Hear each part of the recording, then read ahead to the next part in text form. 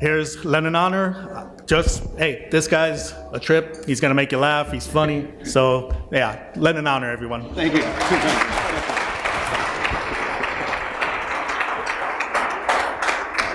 That's quite an introduction. He's a trip. The topic that we're going to be getting, and I'm going to be walking around. We're going to have a good time. The topic I'm going to be addressing today is media effects on relationships. And I have the family here looking at one of them nice TVs. I don't know what they call those. What's that? I think it's switching. Is it? Oh, there we go. Yeah, one of those nice TVs. I don't know what they call them. Anyone remember this show? Yes. What was it? Married with Children. We're going to talk a little bit about this a little bit later on, because when I was younger, I used to watch that show a lot, and it did have a serious impact. I may even be real personal and share something with y'all that I haven't shared with anyone but my wife. If I have the confidence to share it, then I will. But I just want to, I think it's an excellent example of how media can influence how we perceive others relationship-wise. Now, when I talk, nice hair too, by the way. Yeah. I like, when people have that beautiful hair, because it's not happening for me, okay? Part of what I'm going to be talking about is not just relationships like male-female relationships, but like relationships between family members, right? And Irene brought up the whole vaccination thing. I want to talk a little bit about that in terms of how sometimes when we make decisions, we can kind of get estranged from our family, but we know that it's the right decision to make. So there's going to be different topics. So family dynamics, male-female relationships, etc. Okay, let's get into this. We got a whole lot to get through. I want to start, and I always do this because I want people to get to know me. My name is Lenon Honor. I'm a husband and a father in the first place. These are my 5 beautiful children. And this was back in February 20th, 2013. Okay, and let me just point real quick. See how my son over here got a little attitude? I love this picture because when he gets like 40, I'm going to be like, yeah, look at this. She got this little attitude. That's Avi. This is my older daughter, Saida. And this is the baby, James. And this is Samaya. And this is my oldest son, Lenny. He just turned 14, okay? And I'm so proud of all of my babies, and I love my babies dearly. This is a little bit later on, a little bit older. We take a lot of pictures in the home. Again, we're talking relationships, okay? Not just male-female relationships, father-son, father-daughter, so forth and so on, right? This was about maybe a year and a half ago. We were living in Riverside County, and I like this one too because if you look at my son right here, see how he's winking that eye? You see him? Okay. And this is my lovely wife too over here, Aida. Okay, she's a fine woman. One thing I'm gonna tell y'all, I appreciate a fine woman. You women, you see me looking at you, don't take it personal, okay? No, seriously, my family members, like the women in my family tend to be very beautiful. So I have an appreciation for that. I want to speak to that too. There's nothing wrong with appreciating a beautiful woman, right? But it's about the respect. It's about the care though, too. You have to have care, you have to respect. So y'all feel me on that? Okay. This is my wife. I love this picture because look at James. I love it. Yeah. He's awesome. He's awesome. And this was about maybe 8 months ago before we moved. And I want to say something else. We were living in what I call hood-like conditions back then. Okay, so it was like a lot of police activity, drug infestation. It was madness. And my objective was to get my family out of that scenario. And thankfully, with the help of people around the world, we were able to get to Utah. And we're living in a beautiful home, safe environment. And I was able to come to this conference. This is the first time I've done a presentation where I didn't leave my home with fear and anxiety about my family's safety. Okay? And that means a lot to me because it was very difficult. But we got out of there and we are living in a much better situation now. But this is also about family dynamics, male-female relationships. And this was just about 2 weeks. No, this is my wife's birthday because she got on her hip-hop jumpsuit thing. Okay? She got that for her birthday. Okay? And then this was, these are my children. And this was just about a week and a half ago, our daughter's birthday party. We combined the birthdays. We have 3 birthdays in February, so we combined them to save money. Okay? And at our birthdays, everyone gets gifts because we don't want anyone to feel left out. So that's why I'm hoping that some of y'all will buy some of my products so I can go back home and buy some groceries. Okay? All right. Now, relationships. It's not just fathers and sons and mothers and daughters and father and mother and uncles and aunts and all that stuff. Relationships is also about how we perceive men and women in their interactions, and particularly when it comes to issues such as pregnancy. Okay? And one of the things I can say is I'm proud that I was there for all of the births, and I was doing my best. Pregnancy, 9 months of pregnancy, did it 5 times, okay? And this was the birth of our second son, Avi, and this was at a birthing center. We did our first 2 at a birthing center, and then the last 3 we did at home birthing. It was just me and my wife. That was huge. So what better way, and my wife, she was the one that was like, I want a home birth. And I was like, oh, no, we're not going to be doing it. But we researched together, and I developed confidence, and I told myself, who am I to tell my wife how she should have our babies? If anything, I got to figure out how to support. So we studied and we researched, and we gave birth to our last 3 at home. And I look pretty good, given the fact that I've done giving birth to. So if any pregnant women in here, if you're going to labor, I got you. Okay. Okay. By the way, Irene, no vaccinations for none of these babies. Okay.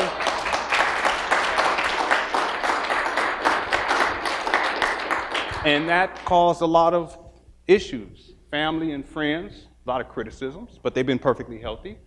Sons have not been circumcised or genitally mutilated. Okay. I was, and I also had the vaccines, but the idea is you want to do better for the next generation. So I think that's why your presentation is very important, very important. Okay? They've also been raised vegan too, by the way, so they haven't had any like dairy or, yeah, okay. And here's me and my wife. This was back in 2000. And this was the night she came out to hear me perform. I'm a musician too. She came to hear me perform, and we had a break in between session, and she came up and we took a picture together. And I want you guys to know something. Doesn't it look like we've been together like for a really long time? But the thing is, we weren't even together yet. You see what I'm saying? So this too is about relationships. My wife, she had put in personal work before we met. I put in personal work before we met. But then once we got together, there was still a whole lot of work that we had to get through. Right? This is what I mean by relationships. Men, you want to really get your stuff together. You get yourself a fine, good woman, and she will help you to mature and grow in ways you would have never imagined. And any of y'all men got a good woman, you know what I'm talking about. Okay? See, my wife is fine too. Okay, all right. And this was our first date. Again, you know what I'm saying? It looked like we've been together for long. The other thing too, and people used to joke, you guys look like each other. You sure you ain't got the same daddy? No, we ain't got the same daddy. Okay? I'm part Filipino, so I had on my Filipino little shirt thing. I still kept it. I still got it in my closet. Okay? 17 years later. And we went to a poetry night, and I played the flute there, and this was in Oakland, California. I met my wife. Again, this is what I'm talking about, relationships. Okay? All right?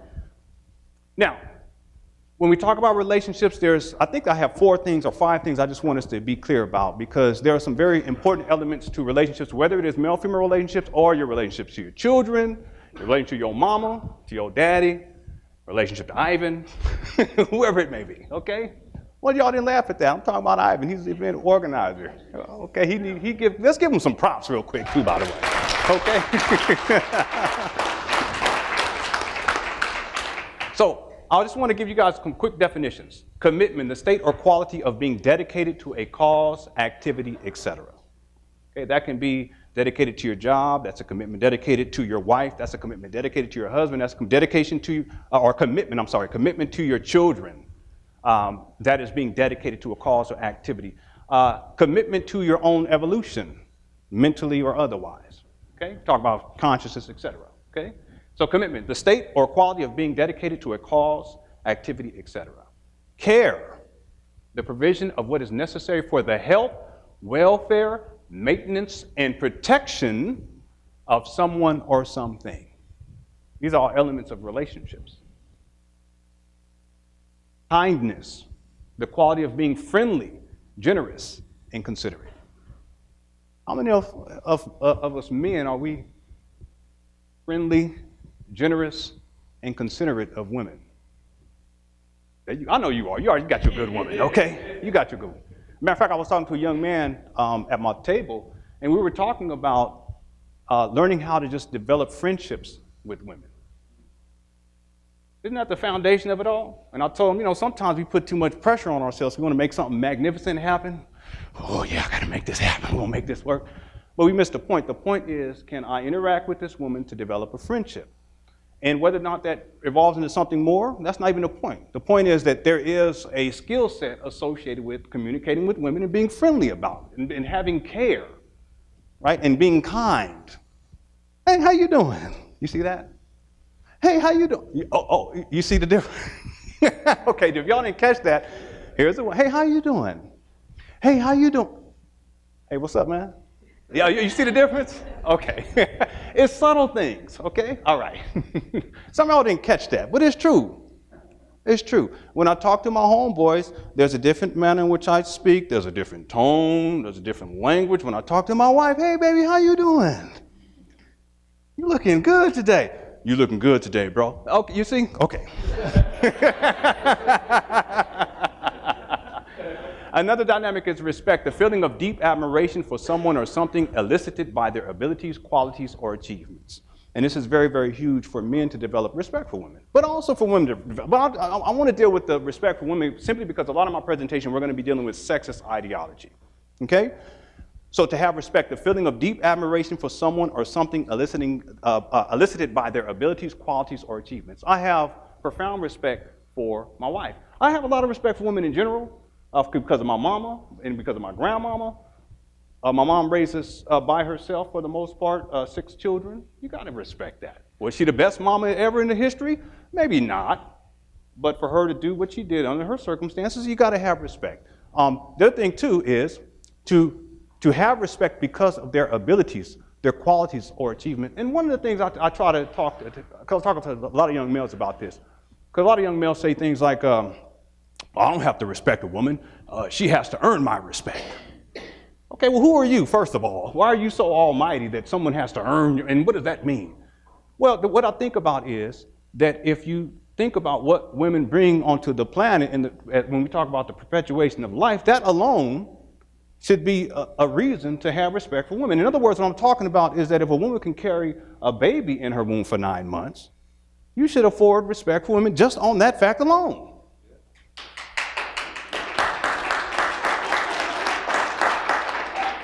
And I'm not saying that simply because it sounds good. I'm saying that because it makes sense.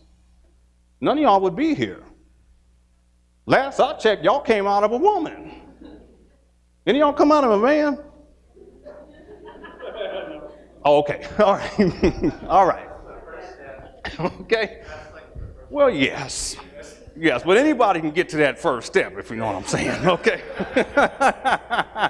We're talking about the ability to maturate life and to sustain and grow that life and then birth that life. You see? Okay. And then the last one I just want to give reference to is love, an intense feeling of deep affection. These are all elements of relationships, positive relationships between men and women. But then you can also extend this to your children. You can extend this to people that you care about, et cetera, et cetera. Now I want to get into the media aspect in terms of media effects on relationships, because a lot of these dynamics. Hold on. Where's my little? I forgot to put my. I just wrote this, by the way, right before I came up here. Let me just. Okay. A lot of what the media programming does, and we've talked a lot, you heard people talk about mind control, is to compromise people's sense of commitment, care, kindness, and respect and love. And I'm going to give you some examples of that in this presentation. Now, real quickly, media is the main means of mass communication, broadcasting, publishing, and the internet regarding collectivity.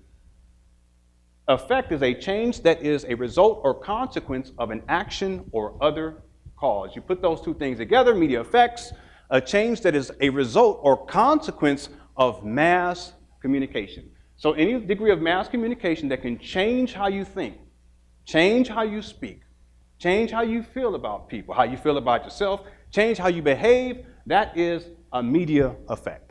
Make sense? Okay, well, good. Okay, good. And then, of course, we have to define relationship, the way in which two or more people are connected. This is a relationship, all of this. All these speakers, relationships. Those two women up there talking and laughing, relationship. That's what my teacher used to do too back in the day when we were in class. You two talking? Okay, okay, so relationship, the way in which two or more people are connected. So you put those together, media effects on relationships, a change in the way in which two or more people are connected that is a result or consequence of mass communication. And ladies and gentlemen, mass media has done a fairly good job at disrupting how people relate to each other. Want to get some examples? Okay. We have books, we have magazines, we have news media, we have television shows, commercials, billboards, cartoons, movies, and music, more specifically music lyrics. Mark Devlin, we can also throw in there music videos. Okay? So what I'd like to do is give some examples of each of these, and then I'll be closing out the presentation. Love the hair too, by the way. Okay? All right.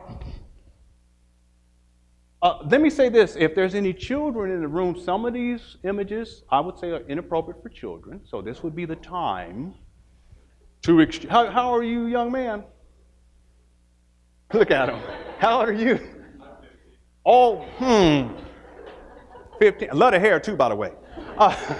15. Well, you know, you go on the internet, you go on the chat snap and all the YouTube and all that. And what is it, the Twitter? The Twitter? What is that, the Twitter, yeah, Twitter. Well, if you've been on the internet, I think it's safe to say that you will be okay with seeing some of these images, okay? But I want to give that disclaimer, okay, before we get into this.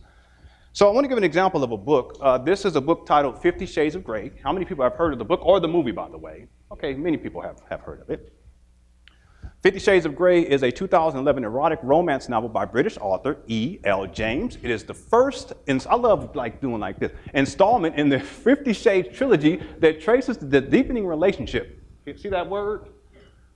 The deepening relationship between a college graduate, Anastasia Steele, and a young business magnate, Christian Grey. It is notable for its explicitly erotic scenes featuring elements of sexual practices involving bondage, discipline, dominance, submission, and sadism, masochism. But remember, we're talking about, what was this? Deepening relationships.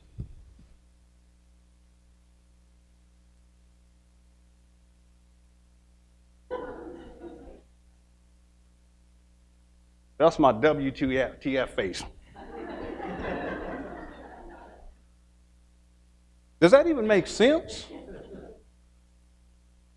So we're talking about bondage and discipline to deepen relationships, dominance and submission to deepening relationships, and sadism and masochism to deepen relationships. Does this have anything to do with commitment, care, kindness, respect, and love? No. Now, I'm going to say this. Sex is wonderful. At least I would agree with that. I don't know if you guys agree with that. And I have 5 babies to prove it. My wife and I, we've had sexual intercourse 5 times.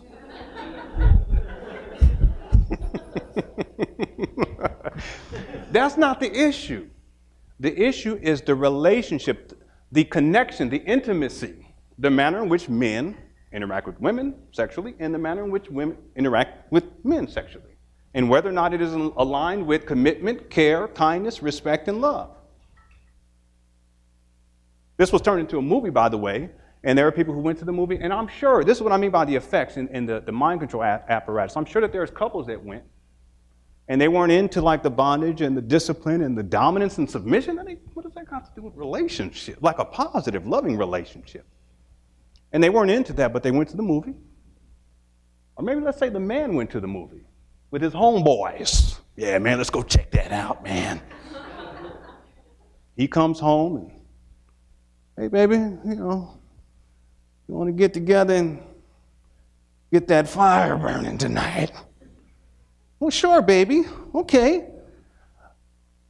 Well, you want to try some of this dominant, submission, sadism, masochism, bondage, discipline stuff? Whoa, what are you talking about? Now, it sounds funny, but I'm sure that there are some women, and men for that matter, who complied and went along with it against what they knew was respectful and loving and kind and generous. You see my point?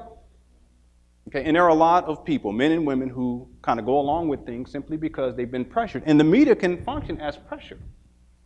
It can not only function as mind control program, but it can make men and women feel as if they have to do things that's not really in line with commitment, care, kindness, respect, and love. One thing I'm absolutely sure about is the notion of a man harming a woman in any way goes against what it means to be a man.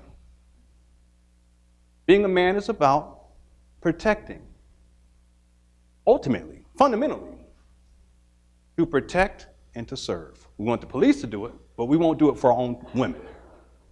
Okay, so, to harm my wife? Absolutely not. In fact, it goes beyond that because we've never spanked our children either.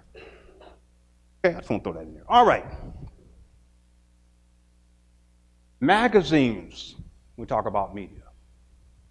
I just looked this up like 2 days ago while I was putting this presentation together, okay?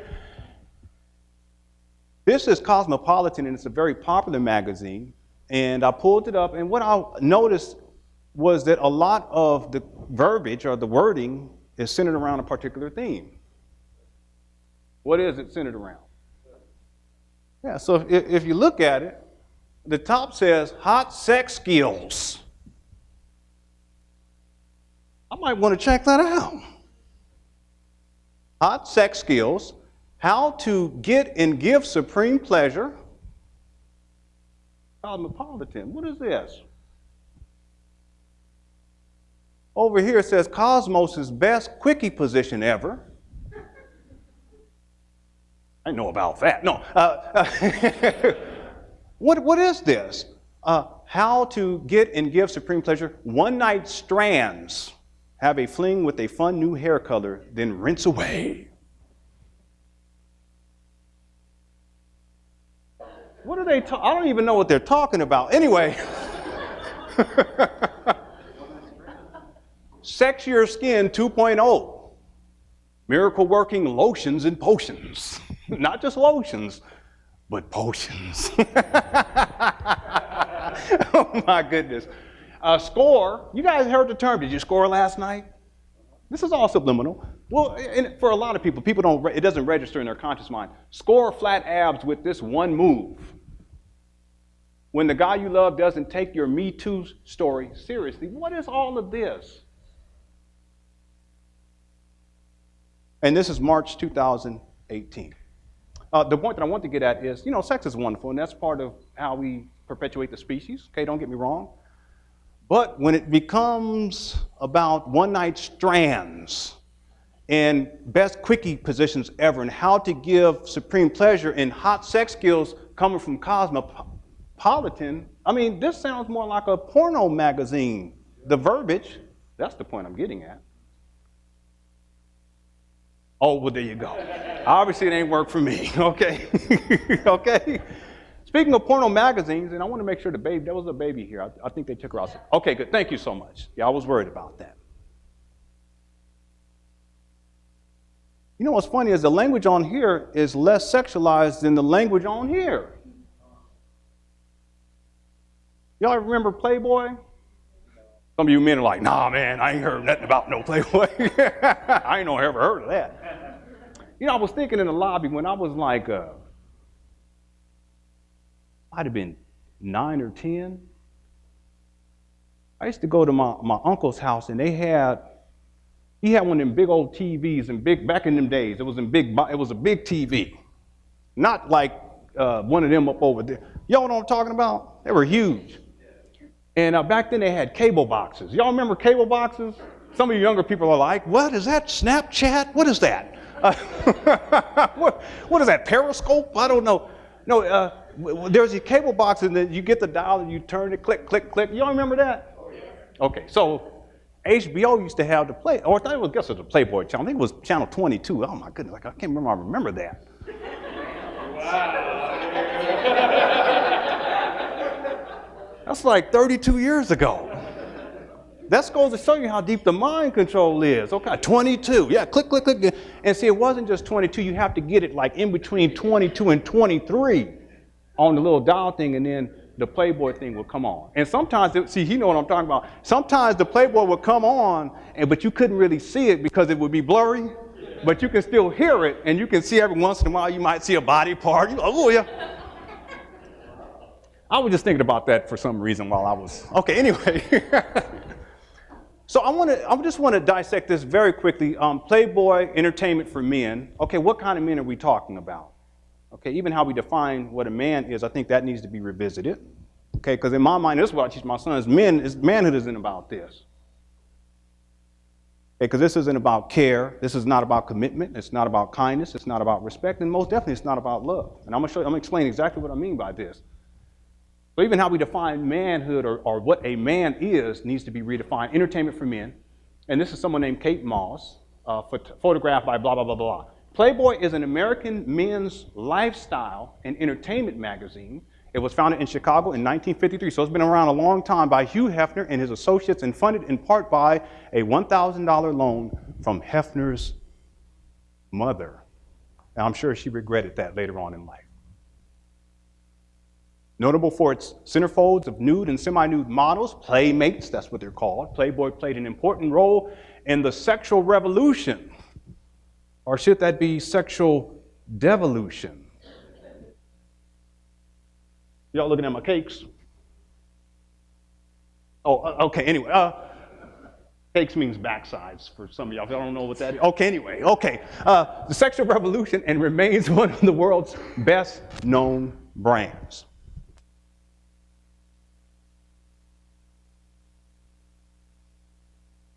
But there's something else I want to say too. I just remembered. Men, okay, I think we can all agree, if you're heterosexual, that women's bodies are beautiful. Yes? And then, right, you know, it's the truth. I mean,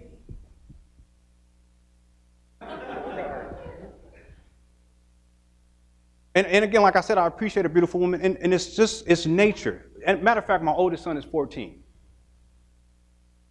And we went to the zoo maybe about 5 months ago, and we were walking, you know, as a family, how many of us? 5, 6, 7 of us. We're walking. And there's these young girls walking by, and he's looking, you know, and it's not like he's looking at their body per se, but he's looking at their face because he's what? He's attracted to them. I didn't say nothing for the first couple of times, but then I said, you know, the young girl walks by and he looks, you know. I said, oh, son, you were checking out that young girl, weren't you? No, Daddy. Yes, you were. No, son, don't, because he gets embarrassed. No, son, don't be embarrassed. It's natural. There's nothing wrong with it. And I encourage, there's nothing wrong with that. But the difference is when we get this type of programming, it's not about necessarily appreciating feminine beauty. It's more about the sexualization, over-sexualization, and objectification of women to wherein they become nothing more than a pornographic fantasy to be dominated by men. Yeah, an object. See, I want to make that point, because I encourage my sons, yes, nothing's wrong with that, okay? But you also have to have what? At a certain point, commitment, care, kindness, respect, and love. Playboy. I want to read something, Hugh Hefner. This is a quote from I Am in the Center of the World, and this really speaks to the sexism here and the objectification of women, because this is their logo, okay? Playboy, the rabbit. A lot of people associate the rabbit because it has a tie on. That's the man, he's the playboy, but no, that's not really it. The rabbit is really, well, he's going to explain this right here, what the rabbit is. The rabbit, the bunny, is in America has a sexual meaning, and I chose it because it's a fresh animal, shy, vivacious, jumping, sexy. First it smells you, then it escapes, then it comes back, and you feel like caressing it, playing with it. A girl resembles a bunny.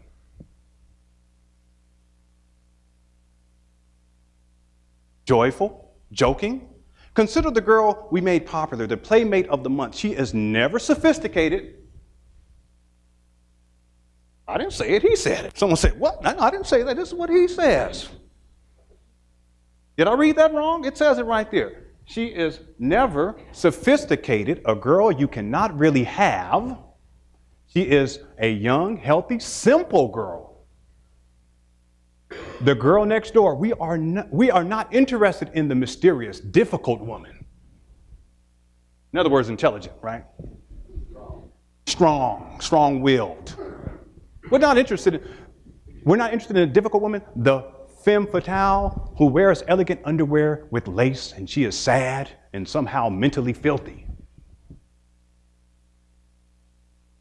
You see the psychology of this man? The Playboy girl has no lace, no underwear. She is naked, well washed with soap.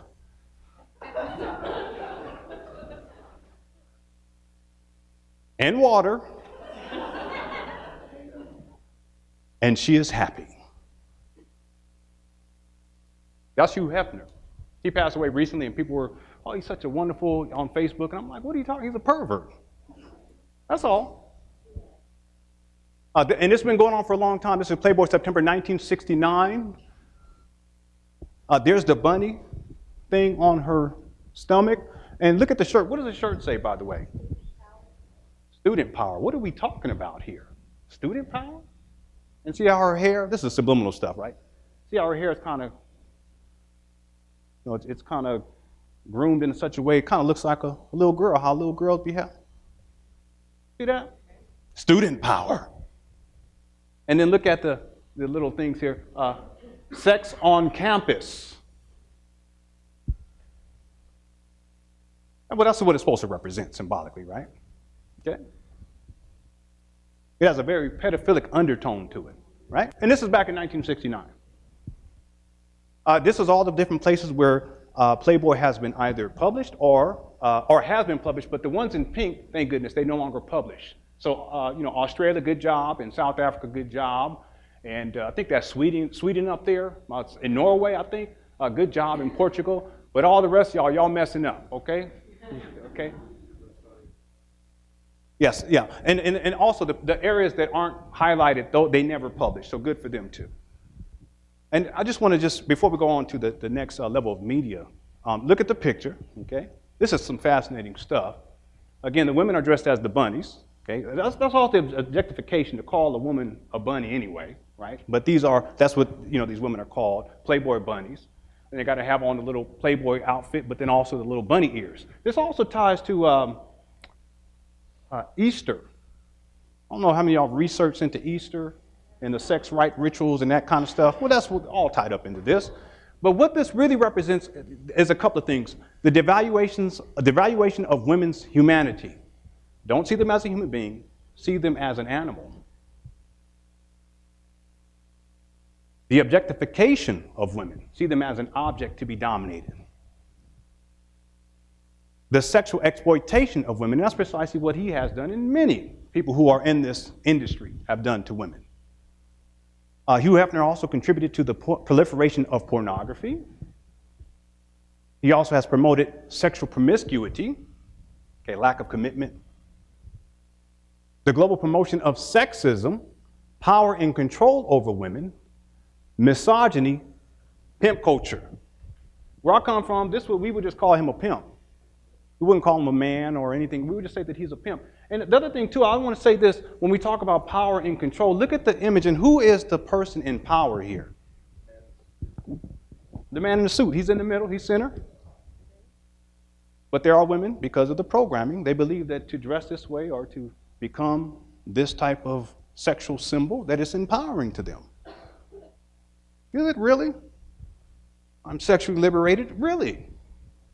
Turn yourself into a symbolic representation of the pornographic sexual fantasy of men, and you are empowered?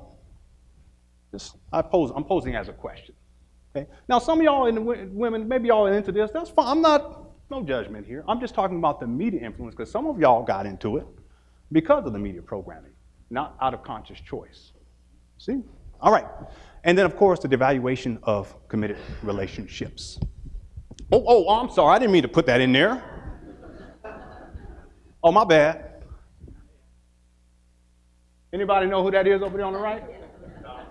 That's Donald Trump. I didn't mean, that was an accident, okay? That's March 1990, by the way. Yeah. Mm-hmm. That's right there. Okay. Right. Very briefly, news media also impacts relationships. And in particular, there's three areas that media tends to focus on, and all of the categories or issues can be placed within these three: race, religion, and sexual orientation. I'm going to get deep into this, but I just want us to be clear that mass media has a huge impact in terms of male-female relationships, how men relate to women, how women relate to men, how fathers relate to sons, mothers relate to daughters, and on and on and on. And a lot of the programming centers around these three issues: race, religion, sexual orientation. Oh, I did it again. Sorry about that, people. Okay, I want to talk about television shows as well, because when I was coming up, TV was huge. We didn't really have the internet. Nowadays, I know it's a little bit different, young man, with the Snapchatting and the Twittering and the, what's that other one? Instagramation and all that stuff. Okay? But back in the day with television, and television shows, I know they stream it now, but I just want to give some examples of some television shows that have impacted. And if I'm bold enough, I'm going to share something with you all that I've only shared with my wife when we talk about television shows. How many of y'all remember Young and the Restless? How many of y'all used to watch that back in the day? Yeah, I used to watch it too. And you know the reason why I watched it, because my girlfriend used to watch it when I was in high school. I was in the 12th grade, I was 16. How much do I want to tell y'all? I don't want to say too much, but anyway, we used to watch the show, and her mama used to watch, and they would record them on the VHS tapes, and they would rewatch them and rewatch them. It's funny because a lot of the stuff that was playing itself out, I found that stuff playing itself out in our relationship. I didn't realize it until like later on I was reflecting. I was like, wait a minute, you know, there's this one guy on here, he's an older guy. I don't see him in the picture, but he's one of the main older guys. He's been on there for, I think, the longest, and a lot of the stuff he was going through, I'm like, why am I kind of going through this stuff when I'm 17 with this? But then later on I thought about it, I was like, you know, we're just playing out this stuff that we saw in Young and the Restless. That song, too, you remember that song with the little piano thing on it? I can't remember right now, but I used to love that song. Okay, the Young and the Restless.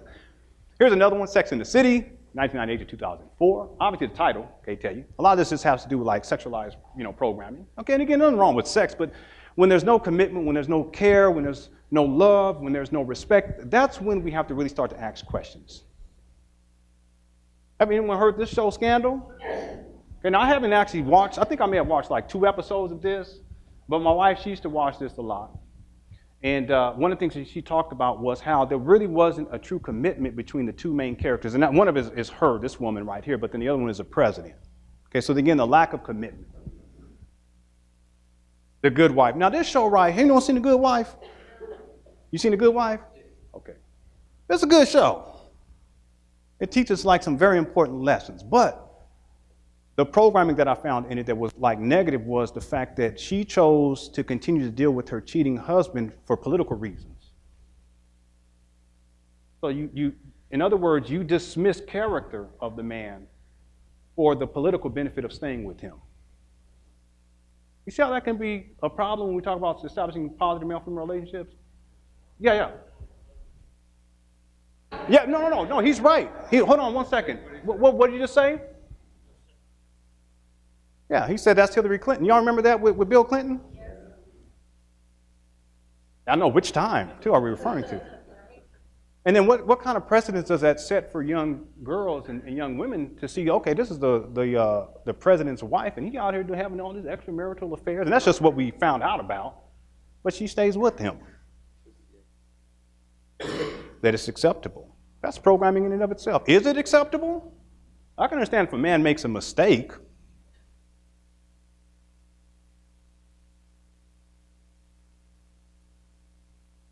Oh, that's true too. At least that we know of, Now, did you have another? What's that?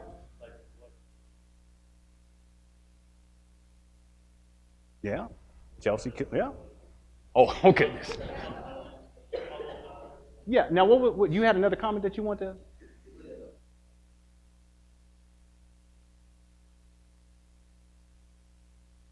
Mm-hmm. Yeah. Mm-hmm. Okay, so you see what he's saying? Yeah, absolutely. But see, what we're speaking about is character. See, we're speaking about character. A man of true character, he makes a commitment, and a commitment is unwavering. And there's, plenty of fine women on the planet. We know that. But what is your character as a man? What degree of commitment do you have to your girlfriend or to your wife? So this was intriguing because it tells that story and the decisions that she's made. And also, like you were saying, she denied herself of other possible relationships by staying with him. There's also like this programming, oh no goodness, such as Love and Hip Hop Atlanta, wherein it becomes like so far over the top. The women are just behaving like immature, throwing tantrums and fighting each other and throwing tables and that kind of thing too. How it misrepresents what it means to be a woman, to be a mature, intelligent woman. And this is another one, Basketball Wives of LA. And this is a huge one right now called Empire. This is interesting too because a lot of the conflict between these two, it centers around power and control of their quote-unquote empire. It's a music, quote-unquote music empire. Okay? Again, this promotes dysfunctional relationships, etc. Now, this one was really popular. You all remember this one, Desperate Housewives? And I just want to say this. The title itself is interesting. Because what are the two elements? Desperation and so the housewives are desperate. Oh, yeah, we can see that too. Yeah. Well, I mean, can a housewife not be desperate? Is that possible? Can a house husband not be desperate? I'll flip it around. We're going to do that in a little bit too, because oh yeah. Well, can men? Yeah. All right. This brings us to Married with Children. I want to take a little time to talk about this. Okay, so how many of y'all remember this show again, real quick? Raise your hand. Well, most of y'all up in here. Some of y'all younger folk, you ain't never heard of it. That's okay. What was your name, too, young man? Aiden? With the A? Okay, Aiden. How old are you again? 15. Yeah, you probably wasn't even born when this show came out. Okay. You used to watch it? How long ago? Mm-hmm. Okay, what did you think about it?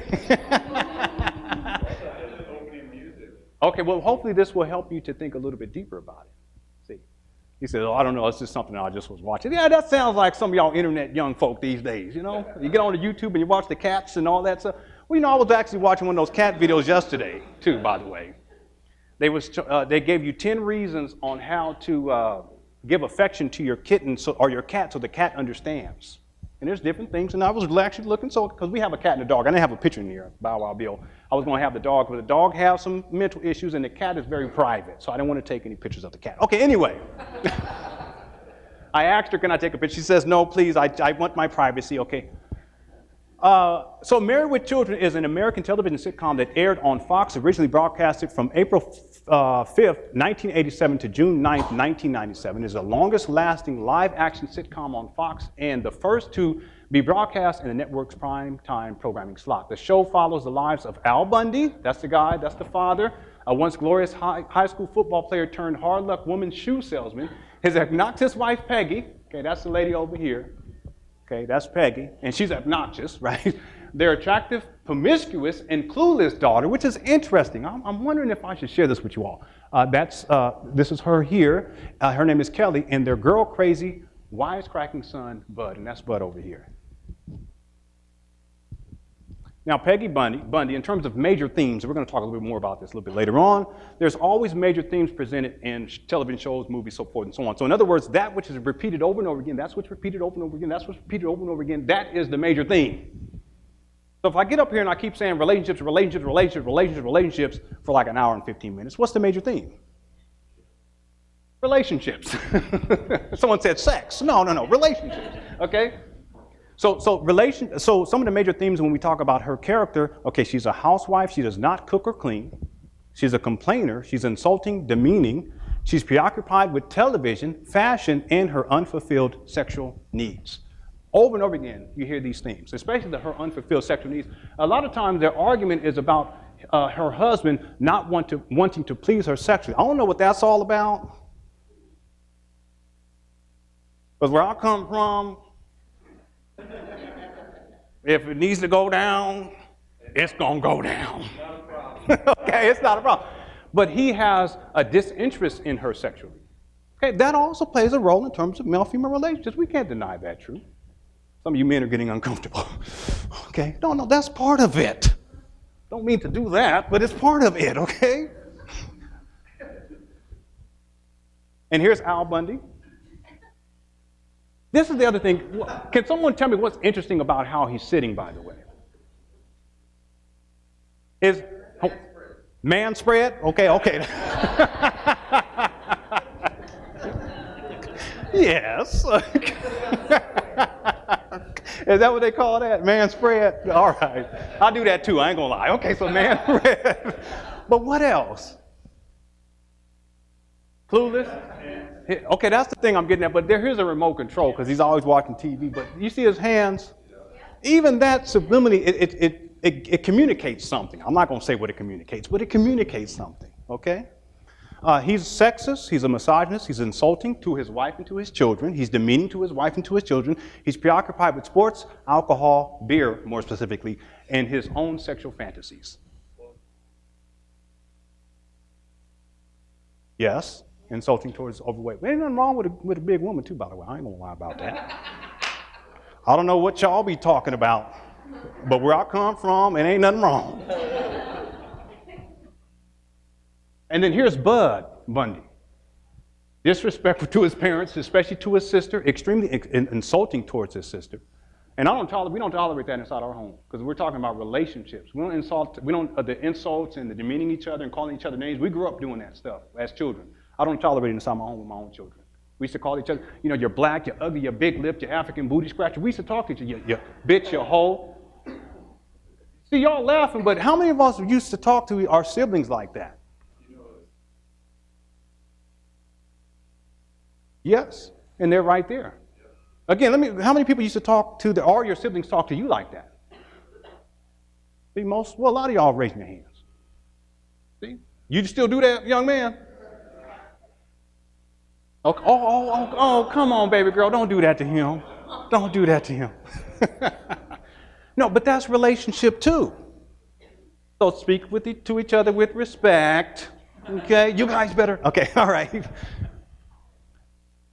She's also, this is Bud Bundy. So he's insulting towards his sister. He's obsessed with girls. And the thing is, he's obsessed with girls at a very early age. It's unhealthy. Again, my son is 14. So, look, yeah, son, it's okay to look. But he's obsessed. And his obsession centers around sex at a very extremely early age. In fact, he brings this young woman home. He brings this woman home. This boy brings this woman home.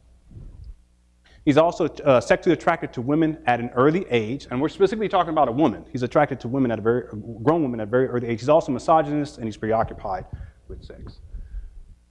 Let me see. Am I going to share this with you all? Yeah, I think I'm going to do it. Okay, this will be my jump into the pool moment right here. So this is Kelly Bundy, and she's the daughter in the family. She's sarcastic, rebellious. She's an underachiever. She's ignorant. This is not my wording. This is the wording in terms of the write-ups for the show. And I actually did some research on this.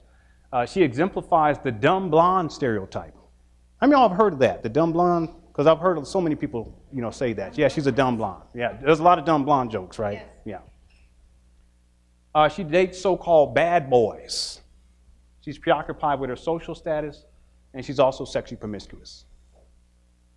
But the sad part is that oftentimes in the actual show, she uses her body as a weapon against men, and oftentimes her mother tells her she did a good job. That's a relationship too. Not only how she uses her body, her relationship and how she sees herself, how she sees her body, objectifying herself for the purposes of controlling or manipulating men, but also the relationship of the mother sanctioning that and saying that somehow that's okay. But the really sad part about this, and when I saw this, this is what really, and I'm going to share it with you in just a moment. Kelly Bundy is actually someone who suffered brain damage as a child in the show. How many of y'all knew that? I was researching and I came, and this kind of to me, this is when this emotion came up, and I'm going to share it with y'all in just a moment. But what happens in the show is they have this flashback scene where they're driving in the car, the two parents, and she's in the car. Bud isn't born by then. She's just a little girl. And they're driving along, and they get into a small car accident, and she bumps her head. And prior to bumping her head, she was sitting in the back reading a book, and she was very intelligent. In fact, the parents were like, I'm so worried about her because she's reading, Bud. She's reading, Al. And then she started to talk and sounded very intelligent as a young child. She hits her head, and then all of a sudden, she has so-called brain damage, and she becomes dumb. You know what's sad is that instead of playing on that and showing parents caring for a child that has brain damage, instead the show moves in a direction where she just becomes the dumb blonde, and therefore, as a consequence, she makes all these bad decisions, and then she becomes sexually promiscuous, and she becomes the sex object in the show. I mean, really think about that, because we're talking about relationships. Now I'm going to share something with you all. I know I shouldn't do it, but I'm going to do it. Okay, so ethnicity-wise, what would you guys say that I am? Cuban? Okay, part Filipino, yes. Yeah, I know, we kind of look like each other. Yeah. There's one brother back here, he looked like one of my, hey, what's happening, man? Yeah, there you go. I used to have hair like that too, man, back in the day, man. I wish I had it today. Anyone want to take, so Filipino, anything else? Caribbean? Okay. Jamaican? No. Okay, so let me just give it to you all real quick. Part African American, obviously. Filipino, Native American, and Cape Verdean. You all know where Cape Verde is at? Cabo Verde? That's on the west coast of Africa in Senegal. Okay. All right. Francisco Pires Andrade. He lived to like 106. I want to get to about 104. Okay, but anyway, so as a young, quote unquote, let's just going to say African American, because that's what most people would assume. That's it. Because of this show, I developed this negative attitude towards blonde women. And blonde girls, let me just say blonde girls, 'cause at the time I was a little boy. And part of it was because of her character. And I'm going to say something. At first, when I remember this when I was a child, when I used to see her character and they used to dress her in a certain way, real sexualized, I found it to be very attractive. But the more, because what happened with the show is as the show went on, the programming became, and she became dumber and dumber and dumber and dumber and dumber. Which is like, kind of goes against like what happens as human beings. Usually you're supposed to get like a little smarter, a little smarter, a little smarter. So you have this young girl who initially, as a young boy, I found to be attractive because, on some levels it was simply because of the sexualization of her. But over time I saw her character degrade more and more and more. And in my mind, somehow, psychologically speaking, it triggered something in me. It's like a subconscious program where I just found women or young girls who had blonde hair to be unattractive. Is that fair? What is it? It's a mind control program. You see my point? So everything has an effect. Now, over the years, I've worked on that, but I still got a way to go. I don't mean there ain't no fine women and blonde women. I'm just saying that my perception is kind of jaded because of this type of programming. Yes? Really? Uh-huh.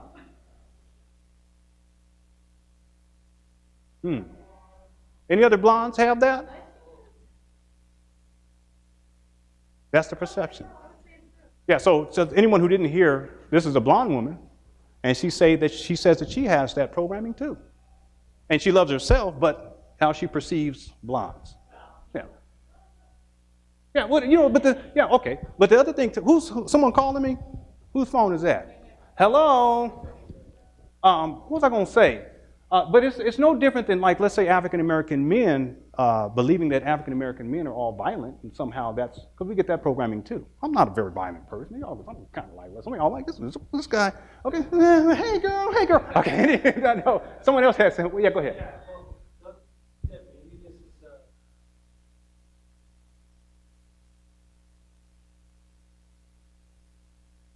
Yes.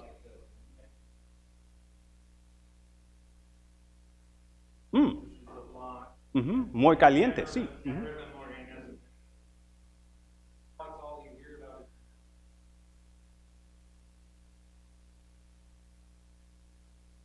Yeah, I think it cycles. It cycles. Yeah, but see, again, on one hand, I found it to be attractive because of the sexualization. But then on the other hand, because they were presenting her as the dumb blonde, I found it to be repulsive. You see, that's where it kind of twisted me up psychologically when I was a young boy. Yeah.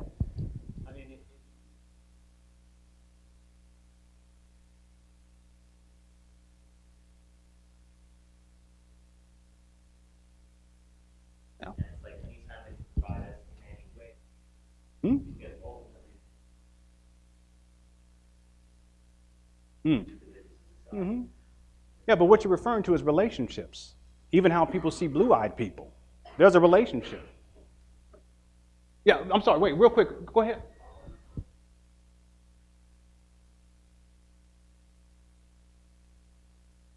Yes.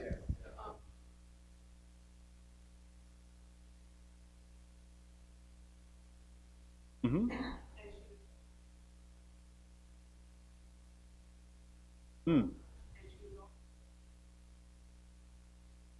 Yes.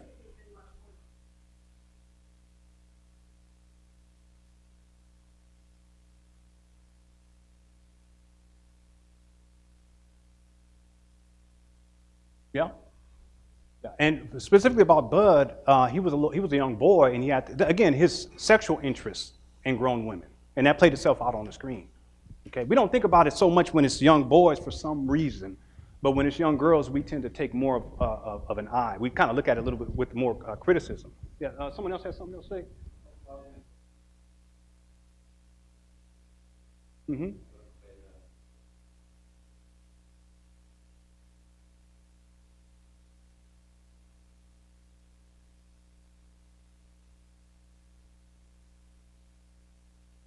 Mm-hmm. Mm-hmm. Now, when you say novellas, that's soap operas. Mm-hmm. Yeah. Mm-hmm.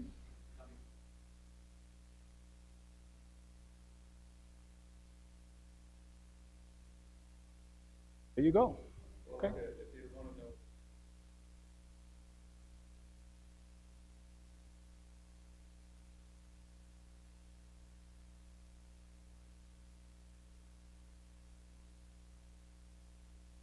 Yes.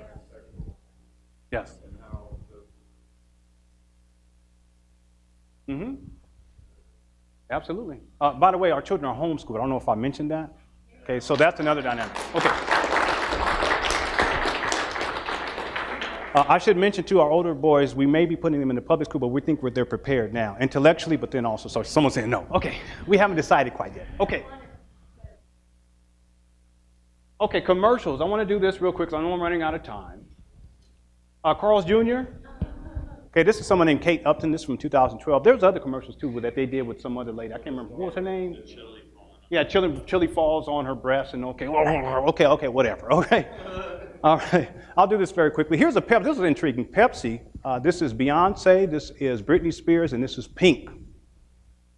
And the symbolism is that they gain their strength and their power, and they're singing the song, "We Will Rock You." They're in this Colosseum in ancient Rome, and Pepsi gives them the power.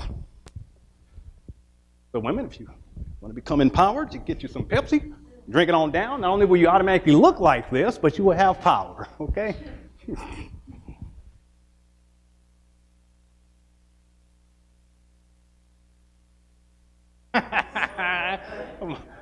Aiden, right? Yeah, Aiden was like, oh. Oh, me, oh, my, okay? This is a Doritos commercial. Now, I took a screenshot. Okay, this is an actual video. Okay, but you see, now here, let me give you context. So this guy, the man, he's watching sports, and she is in there. She comes in and she wants to have some sort of intimacy with him, if y'all know what I mean. I don't understand that, too. Sports or intimacy? What are you going to choose, bro? Sports, intimacy. I'm kind of going this way. Yeah, I mean, it's the way I look at it, it's an easy decision. But this guy, he's so enthralled by the sports, he ignores her, and he's eating Doritos while he's watching the sports. And so what she does is she kind of looks and she thinks for a moment, and she goes into the room and she gets these Doritos and gets naked and lays in the bed and just dumps all the Doritos on herself. He comes into the room and he looks in and he sees all the Doritos and he's like, oh,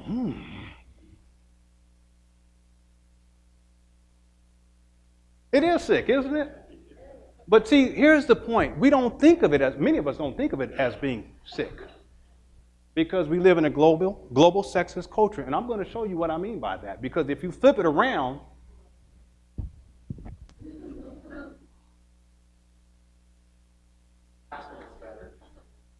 now I know some of you men are like, no.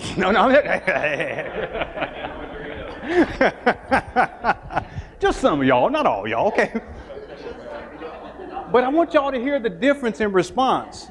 When we did this one, what did you say? It was sick. But when we see this, it's hilarious. No, it is sick, but you see the psychology there. Man, come on, man, get up off of the thing. But the thing is, so this guy, I think he had a YouTube page, and he does these where he flips them around. I think this is very important because it kind of forces you to kind of look at your own psychology. You see?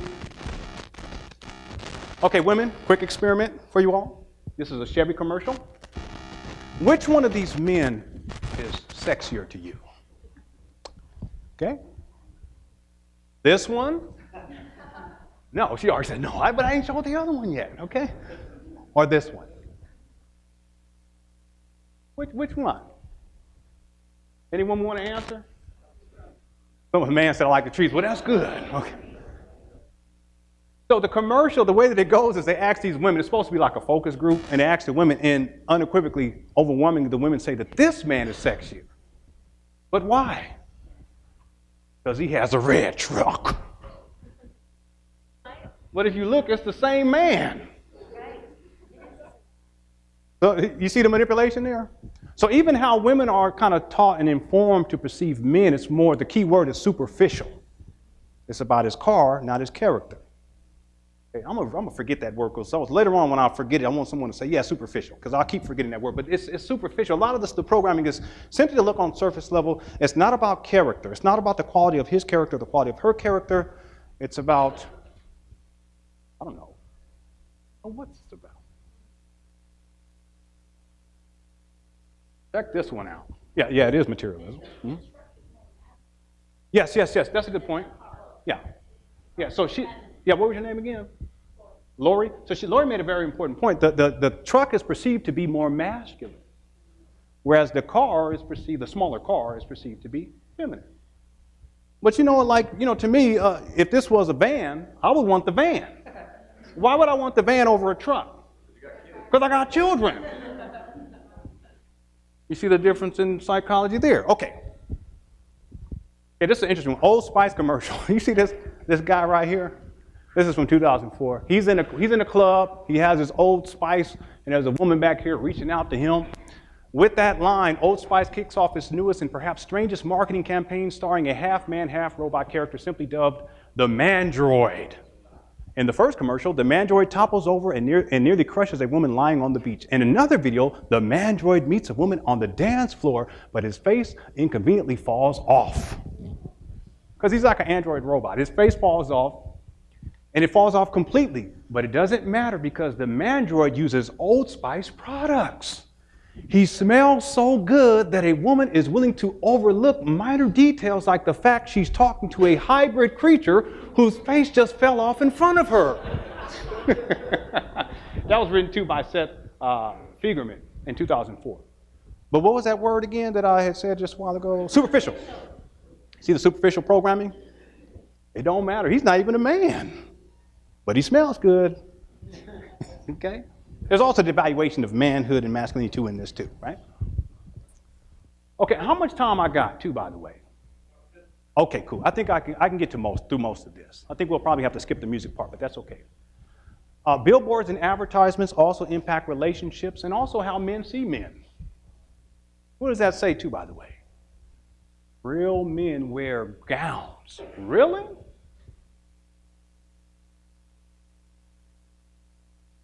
Now, if they said, I'll explain it.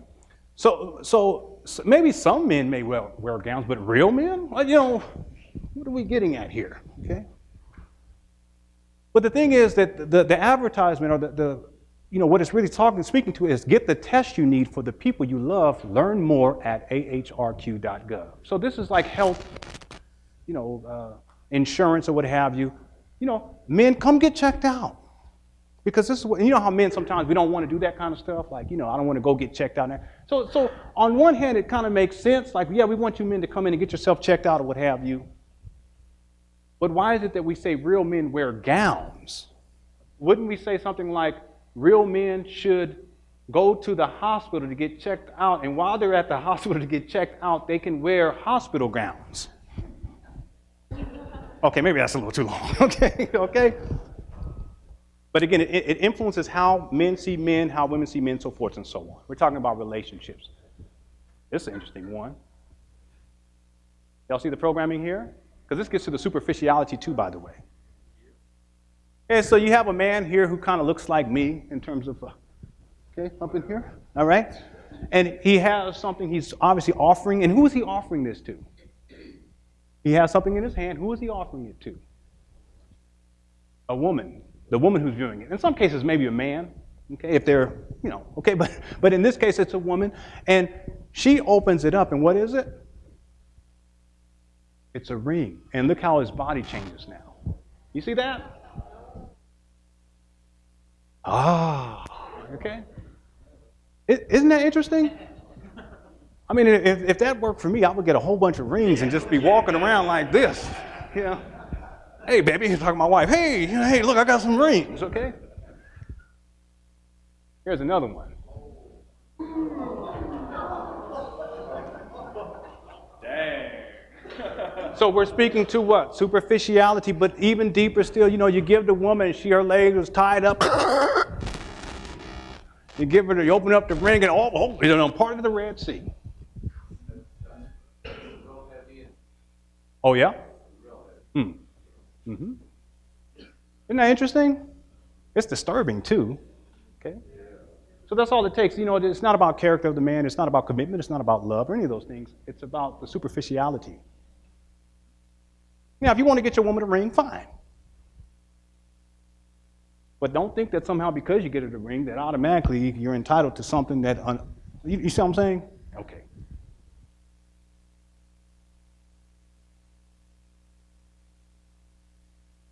Yeah. Portuguese.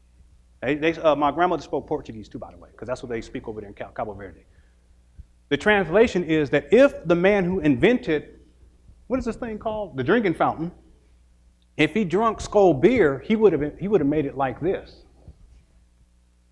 Isn't that wild? You got the objectification of the woman to sell the alcohol, the sexualization of the woman to sell the alcohol. But this is like you have to be a perverted man to even want to see a woman bending over like. And again, there's nothing wrong with appreciating a woman's body. I already told you all that. But when you sneaking behind the thing and you looking all like this and just look at all that good stuff. Okay, that's something different. Y'all see my point? Okay. This is an old ad for 1950. Show her it's a man's world. This is ties. They're selling ties. And look at the woman. She's on her knees bringing her some. Now, my wife, she cooks and she brings me food, and I appreciate that. I'm a dock worker. I work at a dock. Long, hard hours and come home tired. And it's difficult, but I got to do what I got to do to feed the family. Right? But my wife, she ain't got to get on her knees and be sitting up here, and I'm laying in the bed with a tie on like, yeah, come bring me some food, and you get down there, and I'm up here. No, I'm not. It's ridiculous. And it says, for men only, brand new man-talking power pack patterns that tell her it's a man's world. And yet, men come from women. I don't understand it. Okay. Y'all's expression. Keep looking. Keep looking. I want to see y'all's expression.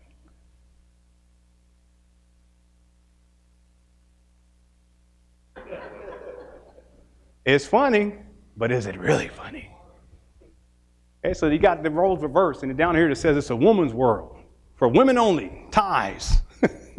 Brand new woman talking power pack patterns that tell him it's a woman's world. Mm-hmm. Yeah. Yeah. Yeah, that's true. That's true. And see, he's happy, but she's looking down like, look, I'm in control, I got power. Isn't that interesting? Yeah? Oh, I know. Okay. What is that, silk?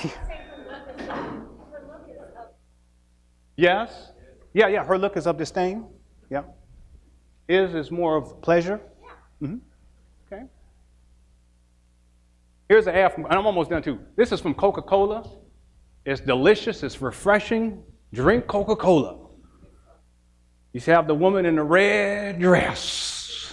She has the hair nice and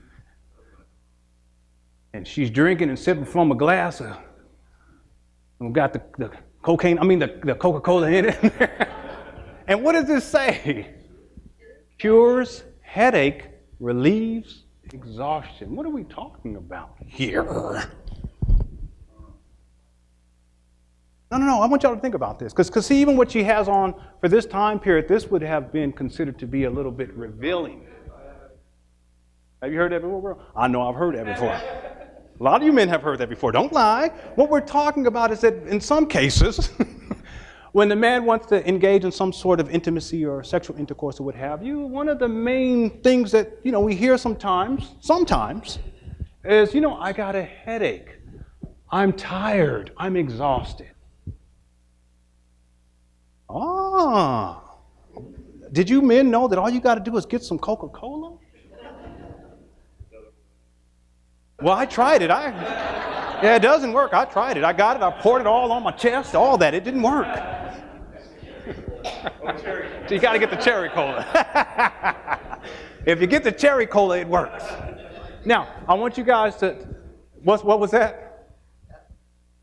Yes. Now, you guys want to take a guess as to when this advertisement was issued? 1929? Huh?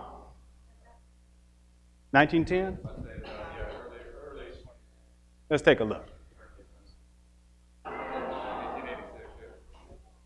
The programming has been around for a long time, influencing male-female relationships.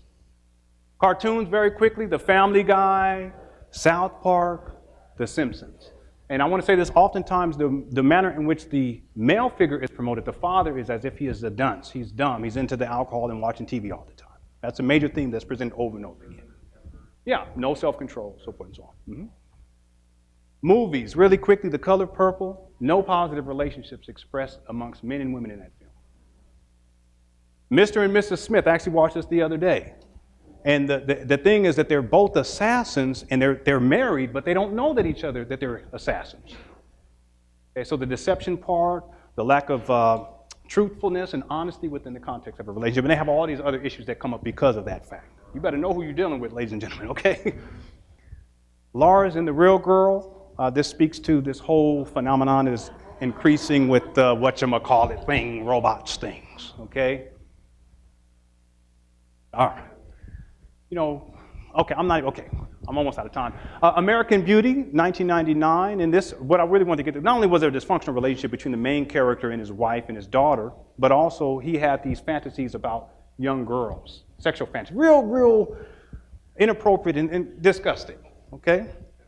Yeah, Kevin Spacey, by the way. Yeah, he has a problem. There's another one, Indecent Proposal. This speaks to the issue of choosing money over commitment to your partner, okay? I watched this the other day, me and my wife, and it was very disturbing. The War of the Roses, 1989. I don't have to get all into it, but it speaks to the issue of dysfunctionality in relationships that is not resolved and how it continues to perpetuate and gets worse and worse and worse. And at the end, I'm not going to tell you the end, but tragedy happens for the both of them. And then, of course, music lyrics. I know I'm out of time. 2 minutes? Okay. My documentary, okay, I have it for sale up front. I want to encourage at least 10 people to pick it up because I got to pick up some groceries when I get home for the babies, okay? One of the things that I've done is I've looked at gangster rap because that has had a huge impact not only on the African American community, but a lot of people in terms of male-female relationships. How we are to see women, how men are to behave, how we are to operate, how we are to treat women, so forth and so on. This is me. Back in the day, I'm 16, maybe 17 years old, and this particular genre of music, gangster rap, had a huge impact on me growing up. In fact, it wasn't until after I began to listen to gangster rap that I began to change my language, and that's when I started calling women bitches and hoes. If you don't have your language right in the first place, it's going to be very difficult to get the relationship right. Because the language speaks to your mentality, your language speaks to your emotional outlook, and the behaviors that you engage in will be reflective of that level of dysfunctionality. So you've got to be very careful about that. Critical, expressing, or involving an analysis of the merits and faults of a work of literature, music, or art. Analysis is a detailed examination of the elements or structure of something, typically as a basis for discussion or interpretation. Therefore, a critical analysis is a detailed examination of the merits and faults of the elements or structure of something. And what I did in the documentary, I looked at this group, NWA. Anyone know what that stands for? Niggas with attitudes, okay? And what I did was I repeatedly listened to NWA's complete discography. I wrote down the common words and phrases that were used in NWA's lyrics. I wrote down how often each common word and phrase was used. I identified the major themes present in NWA's lyrics. The major themes are basically what's being repeated over and over again. Remember we said that earlier? I compiled a list of common words, phrases, and major themes for each NW album. Went through all 4 albums. Very tedious task. I calculated the per minute average at which each common word, phrase, or major theme appears in each NWA album, and then I compiled a list of common words, phrases, and major themes that appear in NWA's complete discography. And that was the foundation of the documentary. We get into a whole lot of other topics though too. And then the last thing I did was I calculated the per minute average at which each common word, phrase, or major theme appears in NWA's complete discography. And I had to use a whole lot of calculations. They have 4 albums, NWA and the Posse, Straight Outta Compton, 100 Miles and Running, Niggas for Life. NWA's first album, NWA and the Posse, came out in 1987. There were 13 references to gun, 19 references to cars, 21 references to money, 34 references to drugs, 59 references to alcohol, 66 negative references to the female body. That's on one album. 14 instances of disrespect towards other rappers, 16 instances of NWA members committing violence against African American men, 61 instances of disrespect towards men, 87 instances of self-aggrandizement. Sorry, bro. Self-aggrandizement, we won't even get into this, I'll skip over that. There were also 177 instances of disrespect towards women, including calling women derogatory names, physical violence against women, sexual abuse of women, sexism against women, etc. We can skip over this. This is some of the lyrics in terms of the promotion of calling women bitches. Okay? Now, the title bitch doesn't apply to all women, but all women have a little bitch in them. It's like a disease that plagues their character, taking the women of America. I used to listen to that over and over and over again. Akonundrum, who's one of the interview guests, she talks about this word bitch and how it impacted her and her self-esteem growing up, as does Nubia I in the documentary. Straight Outta Compton was their second album. We'll skip over that for now. One of the patterns that began to emerge as I engaged in the critical analysis was an uptrend of lyrics that were disrespectful towards women, sexually explicit, and or physically violent towards African Americans. Like, we're talking about relationships, how we relate to each other, and in particular in the African American community. But then also how other groups of people perceive African American men based upon this type of programming. We can skip over that. And on their first album, they committed 1 murder. In their second album, they committed 6. Their third, they committed 3. On their fourth, they committed 21. And if you look at the per minute averages, murder about once every 50 minutes, it went to murder about once every 10 minutes, and then it went to murder about once every 8 minutes, and then it went to murder about once every 2.5 minutes. Yes. Mm-hmm. So if you can imagine a young impressionable child listening to this over and over again and getting that type of programming, how does that translate in terms of how they relate to other people? Now, if you combine all, and I'm almost done, brother, just give me like 1 minute. If you combine all the statistical analysis for all the 4 albums, this is what you come up with. The promotion of sexual promiscuity, 86 times. Endorsement of alcohol consumption, 86 times. References to drugs, 87 times. NWA members committing violence against African American men, 88 times. Disrespect of other rappers, 91 times. References to guns, 93 times. The disrespect of men, 193 times. Self-aggrandizement, 345 times. And what's there at the top of the list? The disrespect of women. How many times? 553 times. In fact, if you listen to the NW's album, you would hear the disrespect of women once every 20 seconds, if you listen to all 4 albums. Think about that, once every 20 seconds. And that's a documentary. I have copies up front. I want to encourage you to pick one up. Luke Ellington talks about the impact of NWA's music on young boys. Wolfgang talks about the positive aspects of NWA's lyrics. Alonzo Williams talks about the history of West Coast hip-hop. Gnu talks about growing up in Compton, California. Sadiqa Bakari talks about the 5 elements of hip-hop. Saladin Assad talks about the death of Tupac Shakur and the beef, the East Coast-West Coast beef. We also get into male-female relationships, manhood, womanhood, pregnancy, fatherhood, so forth and so on. And that's Mecca Islam. My wife, Aida, she talks about growing up without a father and how that impacted her self-esteem. And Sonia Barrett. Yeah.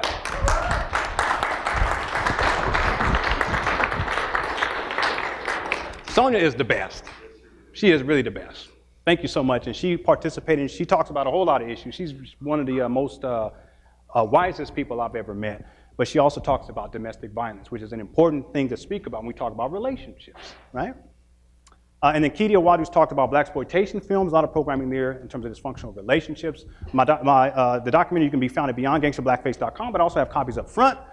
And we've already talked about this. We've gone through books, magazine, news, media, television shows, commercials, billboards, cartoons, movies, and music. And I just want people to repeat after me as we close out. This is my closing. The truth you will find. The truth you will find. It starts in the mind. It grows with time. The manifesting of reality divine.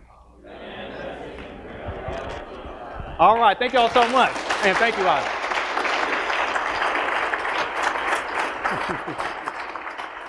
Thanks, bro.